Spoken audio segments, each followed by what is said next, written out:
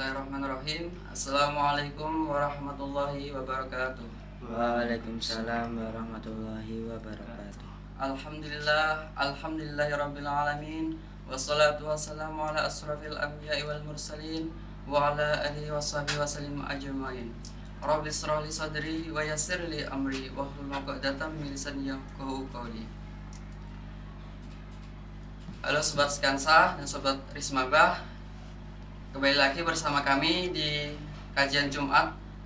Semoga pada kajian kali ini kita diberikan kelancaran. Di sini saya bersama dua rekan saya, yaitu di Rizal dan di Faiz. Boleh perkenalan, Dik? Assalamualaikum warahmatullahi wabarakatuh. Waalaikumsalam warahmatullahi wabarakatuh. Perkenalkan, nama saya Muhammad Basuri Jalul A'la dari kelas 10 TCKT 2. Assalamualaikum warahmatullahi wabarakatuh. Waalaikumsalam warahmatullahi wabarakatuh. Perkenalkan, nama saya Ismar Faiz Ramadhani dari kelas 10 D2. Seperti biasa, di sini kami akan berbincang-bincang dan menambah wawasan tentang agama Islam dengan pemateri kita, yaitu Bapak Nafi. Beliau merupakan guru pendidikan agama Islam di SMK Negeri 1 Ngawi, sekaligus pembina takmir Masjid Baitul Hikmah. Assalamualaikum, Pak. Waalaikumsalam. Gimana Pak kabarnya hari ini? Alhamdulillah Sehat. Nah, untuk kali ini seperti biasanya Pak, kira-kira tema yang akan kita bahas apa nggih, Pak? Temanya Nggih. apa temanya? Kurangi insecure, perbanyak bersyukur. Kurangi Insecure, perbanyak bersyukur. insecure, Perbanyak bersyukur. perbanyak bersyukur. Ya. Dari Pak Nafi sendiri itu arti syukur yang sebenarnya itu apa ya, Pak? Bismillahirrahmanirrahim. Assalamualaikum warahmatullahi wabarakatuh. Waalaikumsalam warahmatullahi wabarakatuh. Alhamdulillah. Nahmaduhu wa nasta'inuhu wa nastaghfiruh. Wa na'udzu billahi min syururi anfusina wa min sayyiati a'malina. May yahdihillahu fala mudilla lahu wa may yudlil fala hadiya lahu. Asyhadu an la ilaha illallah wahdahu la syarika lah wa asyhadu anna Muhammadan abduhu wa rasuluh. Allahumma shalli wa sallim wa barik ala sayyidina Muhammad wa ala ali sayyidina Muhammad. Amma ba'd. Pertama-tama yang paling utama adalah rasa syukur kita panjatkan kepada Allah Subhanahu wa taala, yang mana pada kesempatan ini kita bisa berwajah seperti ini, bisa berbincang-bincang. Ini kan podcast ya, jadi lebih harus santai ya, lebih pada santai. Seumpama sambil ngopi pun bisa seharusnya, ya kan, tidak harus dengan formal, tidak harus dengan ketegangan, tapi kan lebih enjoy, nanti lebih kita ini lebih bisa ini berekspresi gitu ya. Kemudian sholawat serta salam senantiasa kita curahkan kepada junjungan kita Nabi Agung Muhammad Sallallahu Alaihi Wasallam, yang telah membawa umatnya ini dari zaman jahiliyah sampai zaman Islam ya, sampai saat sekarang. Nah, pada kesempatan ini yang kita bahas adalah tadi apa? Kurangi insecure, perbanyak bersyukur. Jadi istilah insecure ini apa itu ya? Bahasa yang sudah kekini-kinian ya. Jadi seumpama kalau dulu itu nggak ada bahasa seperti itu, jadi istilah itu adalah istilah yang sekarang itu. Jadi insecure ini apa itu? Yaitu perasaan cemas ataupun takut, kemudian was-was dan lain sebagainya, ini yang dimaksud insecure. Kemudian selanjutnya adalah syukur. Rasa syukur itu yang bagaimana? Nah, makanya Allah sudah berfirman, la in syakartum la azidannakum wa la in kafartum inna adabi lasyadid. Al-ayat wabah. Jadi syukur ini adalah apa? Ketika orang ini mau bersyukur, maka Allah akan menambahkan nikmat yang lebih daripada itu. Nah, Sebaliknya kalau seseorang ini mengingkari atau mengkufuri atas nikmat yang diberikan Allah, maka inna adzabi lasyadid, yaitu apa? Azabnya Allah ini sangatlah pedih. Jadi rasa syukur ini bisa dibagi menjadi dua. Ya. Syukur sendiri itu apa? Yaitu yang pertama itu secara am atau secara umumnya, yang kedua adalah secara khos atau secara khusus. Kalau secara am atau umum itu biasanya orang kalau mendapat uang pasti bilang Alhamdulillah. Ketika orang berjudi menang, dia juga bisa bilang Alhamdulillah. Ini secara umumnya. Syukur yang dengan secara umum, pemabuk pun juga bisa mengucapkan Alhamdulillah. Nah, pencuri pun juga bisa mengucapkan Alhamdulillah. Ini yang secara am atau secara umum. Kemudian yang kedua secara khusus.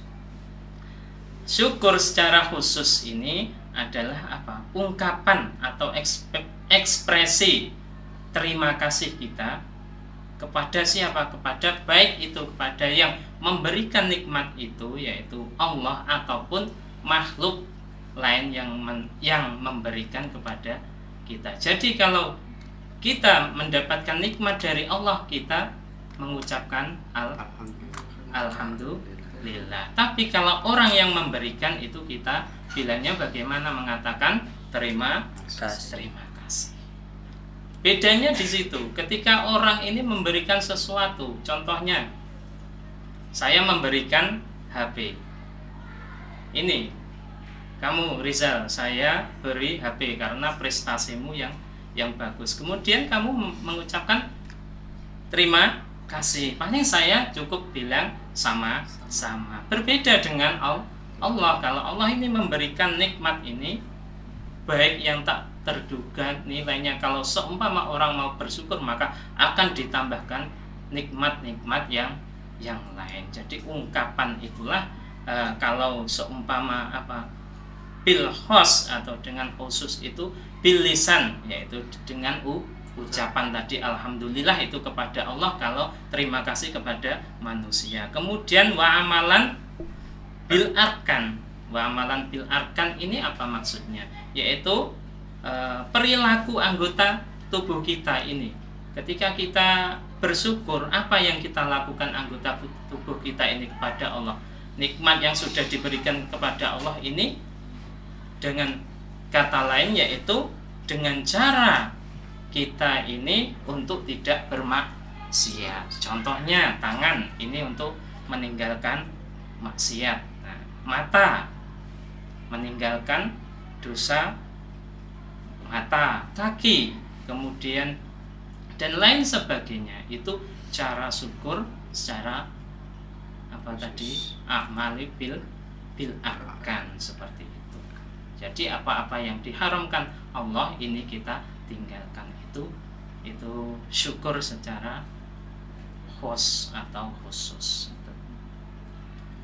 Terkadang kan rasa syukur itu pengucapannya itu gampang ya Pak, tapi untuk penerapannya terkadang dalam musibah itu pasti ada kendala, agak mungkin lupa diberikan nikmat, kadang lupa. Tapi bagaimana kita istiqomah untuk selalu mengingat Allah, untuk selalu bersyukur gitu Pak? Jadi ketika kita ini diberikan nikmat yang tiada tara, terkadang kita lupa. Jangankan kita ingat, jangankan kita mengucap Alhamdulillah. Tetapi posisi kalau kita ini terkena musibah, contohnya orang yang sehat. Orang yang sehat ini dia tidak mengakui bahwasanya nikmat yang paling besar itu adalah kesehatan. Baru sadarnya ketika dia sakit. Kalau ketika dia sakit, dia baru istighfar, memutarkan tasbih umpama. Ketika dia sudah sakaratul maut, dia sudah harus dituntun. Nah, seperti itu hal yang biasa. yang luar biasa itu apa? Yang seperti apa? Ketika di masa dia ini sehat, menggunakan kesehatannya ini apa? Dengan cara apa tadi? Mensyukuri itu dengan ritual-ritual. Contohnya dengan beribadah, dengan apa, kegiatan sosial itu juga termasuk salah satu ibadah. Ini kan udah zaman modern atau zaman milenial ya Pak. Istilah insecure itu pasti bagi pemuda itu nggak biasa. Mungkin masalah fisik atau ekonomi keluarga anak itu. Pak Nafi, tanggapannya itu bagaimana? Ketika Pemuda sekarang kan mungkin insecure tentang fisiknya, tentang ekonomi keluarganya gitu. oh itu kurang pede, Ya, ya, kurang pede Pak. kurang pede pada dirinya sendiri. Nah itu yang perlu dibenahi pada diri kita masing-masing. Padahal kalau kita mau bersyukur kepada Allah, apa yang telah diberikan kepada kita, apa yang telah dikaruniakan kepada kita, nah itu adalah suatu kelebihan. Jadi kekurangan yang ada di pada kita ini adalah suatu kelebihan, karena itu adalah karunia dari Allah. Kalaupun kita mau bersyukur dan mau berpikir, makanya tafakkur khairum min ibadati sittina sanatan. Ketika apa, berpikir sejenak itu lebih baik daripada beribadah 60 tahun lamanya. Jika kalau mau berpikir, contohnya ketika orang ini fisiknya, ini saya contohkan, fisiknya dia kurang tampan, dia akan merasa apa ya? Tidak pede gitu. Tidak pede, kurang pede. Saya kurang tampan daripada si A, kemudian saya kurang tinggi daripada si B. Saya kurang segalanya, kurang pandai daripada si C. Itu yang membuktikan bahwasanya dia ini seakan-akan menganggap tidak punya potensi pada dirinya. Padahal la tahtakir man dunaka falikulli syai'in masiyah. Padahal apa? Setiap sesuatu itu pasti punya kelebihan masing-masing. Contohnya ketika dokter ini bisa menyembuhkan pasien, tapi dia tidak bisa membangun sebuah rumah. Harus butuh tukang bangunan contohnya. Dan tukang bangunan ini dia bisa membuat rumah yang sedemikian rupa untuk si dokter. Namun dokter tidak bisa mungkin untuk membuat rumah yang semacam itu. Sebaliknya ketika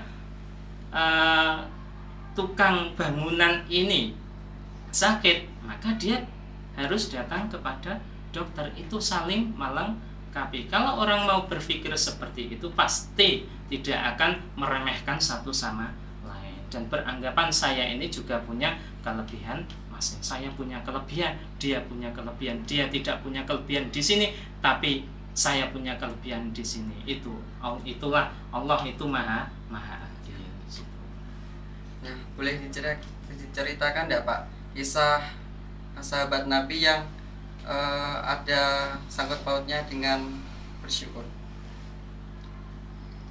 Ini ada seorang sahabat Nabi, yaitu namanya Abu Umamah. Jadi Abu Umamah ini adalah seorang sahabat Nabi yang punya hutang banyak. Jadi terlilit hutang. Nah, akhirnya galau. Ceritanya galau. Kalau orang kalau punya hutang banyak, pasti yang pertama apa? Menghindari daripada, kalau sekarang itu apa? Debt collector. Nah, ini. Jadi perasaannya itu yaitu apa itu? Cemas, kemudian rasa takut. Nah, kemudian rasa yang lainnya yang intinya seperti itu. Kemudian Rasulullah ini menjumpai Abu Umamah ini berada di dalam masjid sendirian. Nah, ketika berada di masjid sendirian ini, kemudian Rasulullah berkata kepada Abu Umamah. Beliau berkata, wahai Abu Umamah, kenapa kamu berdiam diri di masjid sini sendirian? Bukankah ini bukan waktunya sholat? Kemudian apa kata Abu Umamah ini? Abu Umamah ini mengatakan kepada Rasul, ya Rasul, saya ini terlilit hutang yang banyak, saya bingung, saya cemas, saya dan lain sebagainya, perasaan-perasaan itu yang menghantui saya, sehingga saya ini bagaimana caranya, solusinya untuk keluar dari pada masalah tersebut. Kemudian Rasulullah ini memberikan nasihat kepada Abu Umamah tersebut. Nah, untuk apa? Untuk menjauhi yang sekarang istilahnya insecure seperti itu. Lalu kemudian Abu Umamah ini bangkit. Jadi semangat lagi. Bismillahirrahmanirrahim. Pasti Allah akan memberikan jalan yang terbaik kalau kita mau berusaha. Yang penting kita selalu bersyukur kepadanya. Kemudian suatu ketika Abu Umamah ini kehidupannya berubah dan lebih baik daripada sebelumnya. Ini untuk menjauhi itu tadi yang disebut insecure. Jadi insecure di situ itu adalah sudah kodratnya atau karunia dari Allah kepada manusia. Ini sudah satu paket. Jadi perasaan takut ini sudah ada pada diri kita. Ketika mau kemana, wah ada rumah kosong, pasti ada hantunya. Ada ya kan mengatakan seperti itu. Kemudian wah saya dipanggil umpama bapak kepala sekolah, saya takut kenapa nanti. Seumpama disuruh maju untuk presentasi, bagaimana nanti saya menyampaikan materi dan lain sebagainya. Itu hal yang wajar, tapi itu bisa ditekan atau dikurangi sifat-sifat seperti itu dengan cara menanamkan tadi rasa syukur, dengan cara kita percaya diri, optimis bahwasanya Allah itu memberikan kita kelebihan, suatu kelebihan. Rasulullah saja ini juga punya rasa takut ketika beliau ini nek corone sekarang insecure itu ya. Ketika dia mendapatkan wahyu yang pertama ini ketemu dengan Jibril, makhluk yang aneh, tidak seperti manusia pada umumnya. Ini takut ketika setelah mendapatkan wahyu itu beliau ini pulang kemudian lari ke rumah oleh Sayyidah Khadijah ini diselimuti. Makanya Rasulullah bilang kepada istrinya itu Sayyidah Khadijah ini tadi, zammiluni. Nah, selimuti aku itu karena perasaan takutnya itu ketika baru saja bertemu dengan siapa? Malaikat Jibril. Kemudian perasaan seperti itu akan sirna ketika sudah terbiasa itu tadi. Nah, terbiasa dengan malaikat Jibril, kemudian diberi ini pengarahan oleh Siti Khadijah bahwasanya itu adalah malaikat Jibril, kamu tidak perlu takut karena itu adalah sama-sama makhluknya Allah. Mungkin ada amalan atau doa yang bisa diberikan Pak untuk biar lebih istiqomah untuk selalu bersyukur. Kalau amalan atau doa itu sebenarnya semua orang bisa. Doa ini kan tidak harus dengan Arab, tidak harus dengan bahasa Jawa, tidak harus dengan bahasa Inggris. Kita kan yang penting kita memohon kepada Allah. Nah, ini seperti halnya Nabi Sulaiman ini, Rabbi ausidni an ashkura nikmatakal lati an'amta. Ini doanya. Ya Allah, berikanlah ilham kepadaku untuk selalu mensyukuri apa yang telah Engkau anugerahkan kepadaku.